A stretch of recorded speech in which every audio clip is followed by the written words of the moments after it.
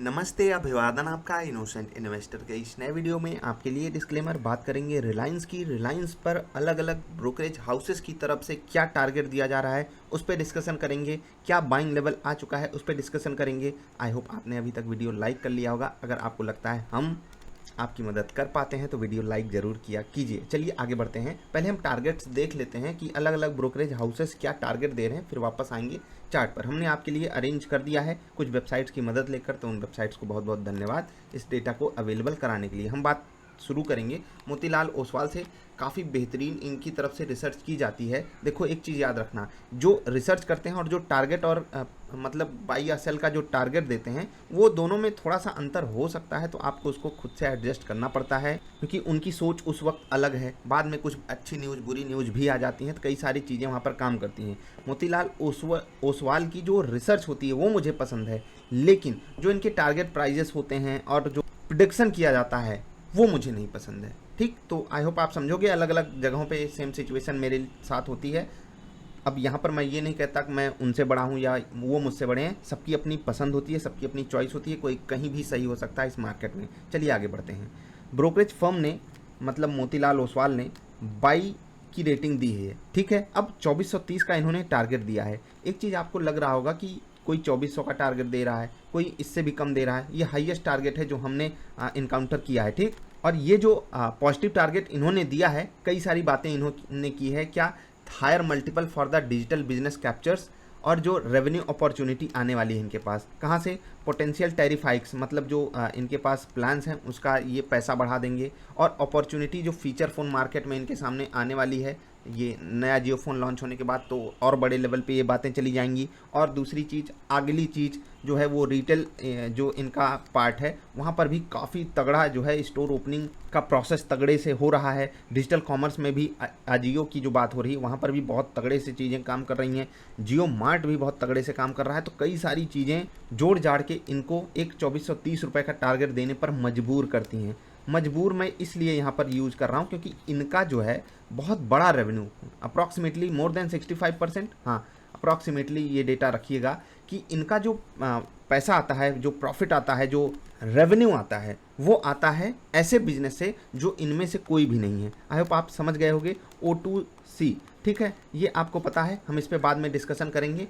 अगले brokerage house पे चलते हैं। कोटक सिक्योरिटीज़ ने यहाँ पर ऐड की रेटिंग दी है, 2200 रुपये का टारगेट दिया है, इससे कम दिया है इन्होंने। अब यहाँ पर long term transition road map इनको अच्छा लग रहा है इस स्टॉक को लेकर के, और जो वैल्यूएशन है वहाँ पर एक लिमिटेड अपसाइड इनको इस बेस पे दिखाई देती है, ठीक है। HDFC सिक्योरिटीज़ पे चलते हैं। इन्होंने 2280 रुपये का टारगेट दिया है और ये कुछ टेक्निकल बातें हमसे कहना चाह रहे हैं, और ये कैलकुलेशन जो करके दिए हैं वो दो फैक्टर्स पे किए हैं। एक एबिटा पे, ठीक है, earnings before interest tax depreciation amortisation, earning per share.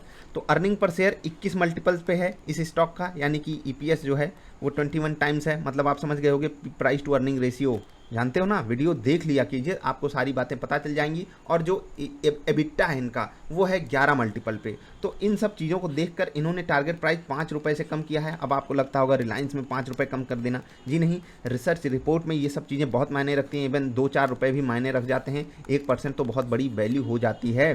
हमको पीयर से कंपैरिजन करना पड़ता है, सेक्टर से कंपैरिजन करना पड़ता है, मार्केट से कंपैरिजन करना पड़ता है, अभी का वैल्यूएशन, फ्यूचर का वैल्यूएशन, पास्ट का valuation, book value, face value, बहुत सारी चीज़ें होती हैं। आई होप आप समझोगे। तो इन लोगों को थोड़ा सा देने दिया कीजिए। आपको क्या करना होता है वो मैं समझाऊंगा अभी। इडलवाइस ने क्या कहा है? इडलवाइस ने यहाँ पर होल्ड रेटिंग दी हुई है और ये आर्ग्यू कर रहे हैं। आर्ग्यू मतलब ये काउंटर बात कह रहे हैं कि भाई यहाँ पर मैं खरीदने की बात नहीं कर रहा हूँ, होल्ड कीजिए, अभी कुछ अनसर्टेनिटीज़ हैं। ये सीधे फैंग लाइक वैल्यूएशन की बात कर रहे हैं। जरा आप FAANG इस चीज़ को सर्च करिएगा, आपको बहुत बेहतरीन चीज़ मिलने वाली है। आप 5 बहुत बेहतरीन कंपनियों के नाम जानोगे और जिसमें आप पैसा भी लगा सकते हो। कैसे? उस पर भी मैंने वीडियो बनाई है। अगर आप हमको रेगुलर फॉलो करते होगे तो आपको अच्छी अच्छी चीज़ें मिलती रहती हैं, इसीलिए शुरू में बोला था लाइक कर दीजिए। खैर आगे बढ़ते हैं। इन्होंने कहा कि जो इनका O2C बिजनेस है और जो टेलीकॉम बिजनेस है, यहाँ से इनका 70% रेवेन्यू आता है। यहाँ पर जो मैंने 65% कहा था उसको आप 70% कर लीजिए, यानी कि O2C और जो इनका टेलीकॉम बिजनेस है यहाँ से इनका लगभग 70% रेवेन्यू आता है। तो यहाँ पर मैं थोड़ा सा गलत था, आप उसको सही कर लीजिए। यहाँ पर आपको देखिए डेटा भी मिल गया। उन्होंने कहा ईडलवाइस की तरफ से कहा गया एक होल्ड रेटिंग है हमारी तरफ से, हमें कुछ दिक्कतें इनके मतलब भविष्य को लेकर दिखाई दे रही हैं, कुछ चीज़ें मिसप्लेस्ड हैं, लेकिन ऐसा नहीं है कि उन्होंने सेल करने को बोल दिया या ऐसा कुछ कह दिया कि जो खतरनाक हो। ठीक है, तो ईडलवाइस को हम एक बार के लिए इग्नोर भी कर सकते हैं। एमके ग्लोबल, ठीक है, ये काफ़ी औने पौने टारगेट देते फिरते हैं। खैर, खासकर येस बैंक के केस में बहुत गाली दी थी येस बैंक इन्वेस्टर्स ने इनको, लेकिन वो भी अपनी जगह सही थे, ये भी अपनी जगह सही थे। मैंने भी इस पर वीडियो बनाई है, होप आपने देखी हो।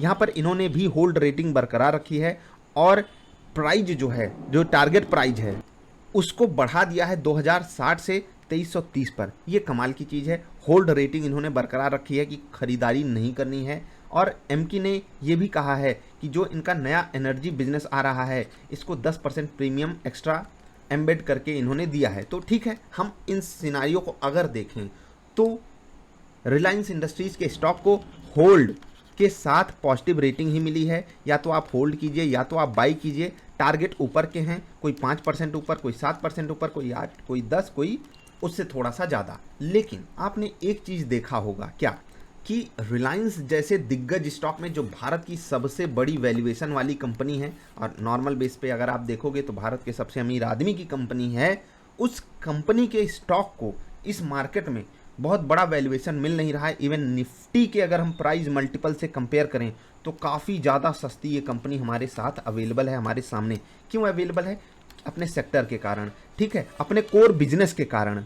तो अब आप समझ पा रहे होगे कि जब भी एक कंपनी अपने बढ़िया वैल्यूएशन पे ट्रेड करना चाहेगी और उसमें जेन्युइन तरीके से ट्रेडिंग होगी, कोई स्पेकुलेशन नहीं होगा, तो वो कंपनी कितनी भी बड़ी हो जाए, उसको औने पौने रेट पर कोई भी नहीं लेकर जा सकता, क्योंकि वहाँ पर जो फ्री फ्लोट शेयर्स की संख्या है वो उतनी है कि उसमें कलेक्टिव विजडम ढंग से काम करेगा। कुछ स्टॉक्स आप देखते होंगे 100 लोग ही हैं ट्रेड करने वाले, तो उसको रोज ऊपर लेकर जा रहे हैं, जिस दिन पटका जाएगा बेचने का मौका नहीं मिलेगा। खैर, ये बात की। अभी जो मैं बात कहना चाहता हूँ कि यहाँ से अगर आप 2100 के प्राइस से देखोगे, कुछ खास हमको टारगेट दिया नहीं जा रहा है। और ये जो टारगेट्स हैं ना, मैं आपको बता दूं 1 साल के आसपास के टारगेट्स हैं ये। तो ये छोटी बात नहीं है कि रिलायंस को लेकर के 1 साल में कोई 25% की ग्रोथ नहीं देखना चाह रहा है। तो आप सोचिए कि आप रिलायंस क्यों खरीदेंगे। तो इसीलिए मैं आपसे कहता हूँ कि इन सब की अगर आप बात मानो तो आपको रिलायंस में स्विंग ट्रेड करना चाहिए। और इस गिरावट में क्या लेवल है, पहली बात तो यहाँ पर आपके पास सपोर्ट नहीं अवेलेबल था, लेकिन यहाँ पर अब रिलायंस के पास पहला सपोर्ट अवेलेबल है। जो लोग सिर्फ एक्यूमुलेशन और डिस्ट्रीब्यूशन जोन पर ट्रेड करते हैं, पहली बार तो क्वांटिटी उनको यहाँ पर ऐड करनी चाहिए। मैं सिर्फ एक्यूमुलेशन जोन की बात कर रहा हूँ। दूसरी एक्यूमुलेशन जोन लगभग 2020 के आसपास आएगी, वहाँ पर आप ऐड कर सकते हैं। और तीसरी जो बेस्ट जोन है 1900 के आसपास आएगी। ये तीनों जगह पे आप 33, 33, 30 या 20, 30, 50 जो भी परसेंटेज आपको भाता हो उस तरीके से आप ऐड कर सकते हो। दूसरा ऑप्शन क्या है, जिनके पास डबल आई स्विंगर सेटअप है वो अपने तरीके से जैसे ही आपको बाई सिग्नल मिलता है आपको यहाँ पर इनिशिएट करना है। अब बात करते हैं कोर चीज़ की कि क्यों यहाँ पर ब्रोकरेज हाउसेस बड़ा टारगेट नहीं दे रहे हैं। क्योंकि अगर आप इनका रिजल्ट देखो तो O2C की परफॉर्मेंस, ठीक है, ऑयल टू केमिकल की जो परफॉर्मेंस है वो बिल्कुल भी अच्छी नहीं आ रही है। इवन पिछले 2 क्वार्टर से मैनेजमेंट की कमेंट्री भी इसको लेकर कुछ खास पॉजिटिविटी नहीं दिखा रही है। और दूसरी सबसे बड़ी बात है वो ये है कि कंपनी जो है वो बड़े लेवल पे खर्चा करने जा रही है। तो इसका रिजल्ट हमको लॉन्ग टर्म में देखने को मिलेगा, लेकिन रिसेंट अगले 1-2 क्वार्टर्स में हो सकता है ना देखने को मिले। इस कारण भी यहाँ पर बड़े टारगेट्स नहीं दिए गए हैं ब्रोकरेज हाउसेस के द्वारा। क्या मैं इस स्टॉक को इन्वेस्टमेंट के लिए यहाँ पर रिकमेंड कर सकता हूँ? मैंने आपको ये जरूर बोला है कि गिरावट में आपको रिलायंस खरीदना चाहिए, लेकिन मैं ज़्यादा प्रेफर करूँगा स्विंग ट्रेडिंग। अदरवाइज मैं ब्रेकआउट पे इसको ट्रेड के लिए अपने पास रखना चाहूँगा। और दूसरी चीज़, ये जो स्टॉक है ना, क्वालिटी लाजवाब है, वो तो आप जानते हो। कंपनी किस तरीके से काम कर रही है, किस तरीके से सिचुएशन अपने कंट्रोल में लेकर आई है पिछले खासकर 3 से 4 सालों में आपने उसको देखा है।